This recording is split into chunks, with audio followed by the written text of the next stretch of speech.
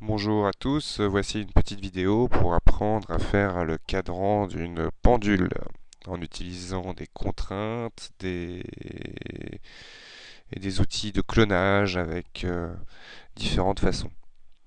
Alors dans un premier temps, je vais mettre dans la vue de dessus en plein écran et y construire un cercle qui servira de chemin aux chiffres de ma pendule. Donc dans le menu Créer forme, je vais choisir un cercle, peu importe où il se trouve. G pour masquer la grille. Le cercle sera la référence de toute la construction. Je vais maintenant créer un texte. Par défaut, c'est un texte max. Dans les paramètres, je vais lui demander par exemple d'être 12, en lui demandant d'être margé au centre. Comme ça, mes autres caractères seront toujours margés par leur centre. Nous pouvons voir du coup le point de pivot de notre objet est ici. Je vais baisser un petit peu la taille du caractère pour être sûr que le caractère rentre de manière régulière et continue dans la copie sur mon cercle. Comment allons-nous le copier? Animation, contrainte, trajectoire. M'offrira une petite ligne en pointillé qui me permettra de pouvoir, hop, indiquer quel objet mon texte va suivre, quelle ligne mon texte va suivre comme trajectoire. Automatiquement, il crée une clé d'interpolation de mouvement de mon texte de 0 à 100. Là, on peut constater quelques problèmes. C'est que mon texte suit effectivement la ligne, mais pas par le bon pivot. En gros, à des moments, il est à l'intérieur ou à l'extérieur de mon cercle. Comment faire pour régler le problème? Tout simplement dans le menu modifier à mon texte sélectionné, je vais choisir d'affecter mon pivot en le centrant sur mon objet. Vu que c'est le point de pivot qui est utilisé dans la contrainte, automatiquement mon texte se cale par rapport à mon cercle. Et là, automatiquement, du coup, la rotation suit bien le cercle. Le point de départ de ma ligne, on voit bien qu'il est parti d'ici. Je vais convertir ma ligne en spline éditable. On voit bien en sous-objet sommet que ce point est le point de départ, tout simplement parce qu'il est jaune. On peut afficher dans sélection le nombre de sommets pour constater effectivement que c'est bien le point de départ. Je vais sélectionner celui-ci, ce sera le point de départ, tout simplement parce que je vais le rendre premier. Géométrie, rendre premier. Toc, on voit mon texte automatiquement venir ici.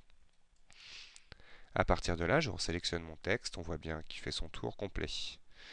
On a un outil très puissant qui s'appelle outil capture, snapshot en anglais, qui va me permettre par intervalle de dupliquer autant de fois que j'en aurai besoin mon texte dans le temps. Pourquoi 13 et non 12? On veut 12 caractères.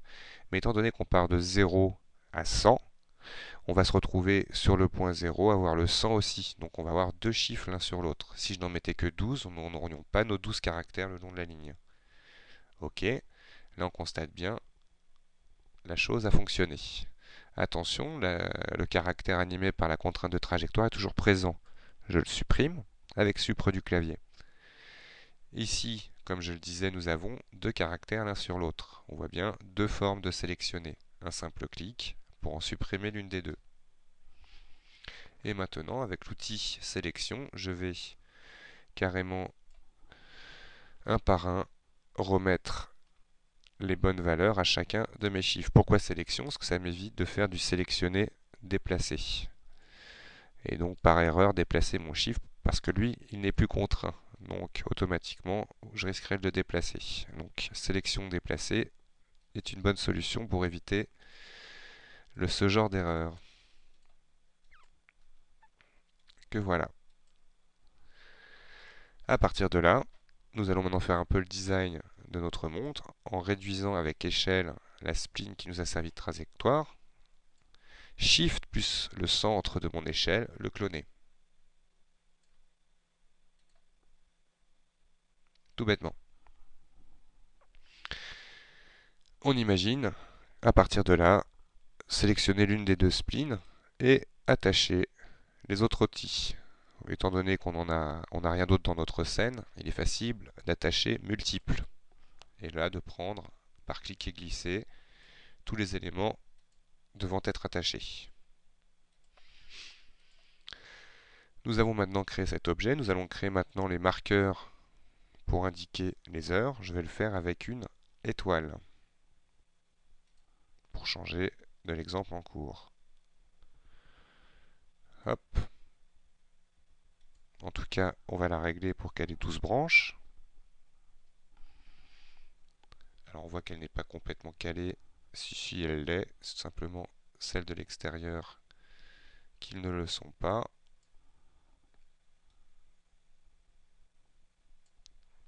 Par exemple. À partir de là, je vais recréer un cercle. Alors là, j'ai déjà aligné mon étoile précisément à mon cercle avec l'axe XY par le point de pivot ou le centre, étant donné que c'est des objets circulaires, ça revient au même. Je vais créer un cercle maintenant un peu plus petit que le cercle intérieur, que j'aligne aussi. Alors je vérifie bien que les arêtes ne se croisent pas, ça a l'air de fonctionner. Voilà. Lui, je vais le convertir en spline éditable. Et on va sélectionner grâce à la fonction cercle tous les sommets. Oups, c'est pas venu. Cliquez, glisser, cercle. Tous les cercles, les sommets intérieurs. Que voilà. Édition, sélectionner, inverser. Pourquoi pas venir faire un raccord à chacun de ceux-là.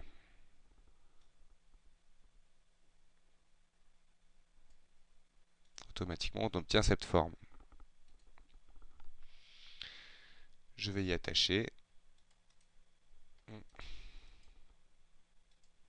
les autres éléments.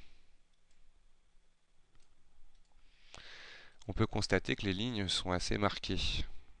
Cela vient de l'interpolation qui est très faible par défaut. Pour être optimisé, je vais mettre une interpolation à 15 pour simplement avoir entre chacun de mes sommets créés dans son lissage 15 sous-sommets. Et voilà. Je vais maintenant mettre le modificateur extrudé à ma pendule pour obtenir ce résultat. Alors, je vais la mettre en noir pour qu'on la voit mieux. Ok, voilà. À partir de là, nous allons maintenant créer le cercle qui est au centre. Une fois de plus, pas forcément bien aligné, vu que je peux l'aligner très facilement avec l'outil d'alignement en XY. Et lui demander d'être attaché. À partir du moment où je rajoute une spline, que ce soit même en plus un texte, par exemple, comme on l'a fait au début, hop, centré à nouveau uniquement sur X. Je sélectionne ma pendule, menu modifié, je suis sur extruder, donc je ne peux pas attacher. Donc je vais sur spline éditable, et là je vais pouvoir attacher les éléments qui me manquent. Automatiquement, j'obtiens ça. Pour construire l'aiguille, rien de plus simple qu'un rectangle. Alors on va essayer, voilà, uniquement aligner sur X pour qu'il soit bien dans l'axe et choisir que son pivot soit celui de la pendule. Donc rectangle sélectionné, menu hiérarchie, affecter seulement pivot que je vais aligner à ma pendule en X et en Y. Automatiquement, du coup, je ferai la rotation par rapport au pivot choisi. Alors mon extrusion est très très petite, même 0. Je vais lui mettre une quantité de 1 d'extrusion. Et demander donc à cette ligne d'être en Z à 1. Comme ça, elle sera automatiquement... Oups là, attention, là j'étais en rotation. Donc rotation à 0. Par contre, dans le mode déplacer, dans la hauteur, je le veux à 1. Là, on le voit automatiquement se mettre au-dessus de la hauteur d'extrusion. À comprendre en perspective. Extrusion de ma pendule de 1. Position de mon aiguille de 1. cette aiguille, je vais lui coller le modificateur. On va le mettre plus fin. Et pourquoi pas en noir aussi.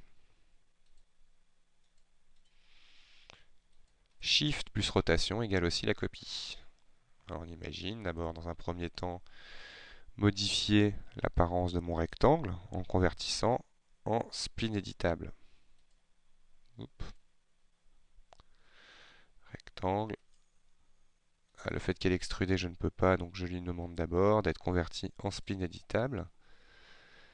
Et je le clone. Alors on va lui remettre le modificateur avant de le cloner, comme ça sera fait pour les deux. À virgule 3. Et nous allons donc maintenant faire clic droit. Oups. Allez, mon clic droit, cloner, en copie. Comme ça, la trotteuse sera plus petite.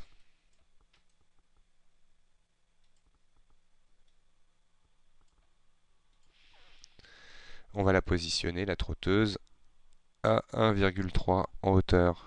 Comme ça, elle sera par-dessus la grande aiguille. Rotation, par exemple. Et voilà. Et nous allons maintenant, avec un autre cercle, finaliser notre exemple. Un petit peu plus grand. Nous allons l'aligner à nouveau en XY à la montre. Et la montre va attacher en allant sur Spline éditable dans le menu modifier notre cercle extérieur. Alors le seul problème, c'est que du coup, on ne verra plus rien. Donc ce cercle, je vais le détacher pour montrer comme ça la fonction détachée en sous-objet spline. Tout en bas du menu géométrie, nous avons détaché. Toc. Et lui, donc plutôt que de le mettre noir, on va le mettre blanc. Ah, c'était toujours le bon de sélectionner. Il faut que je sélectionne le cercle extérieur, qu'on va mettre en blanc, et lui cloner extruder sur ce cercle. Et par contre, en lui mettant une valeur négative pour qu'il aille vers le bas. Nous avons maintenant notre pendule de créer assez facilement.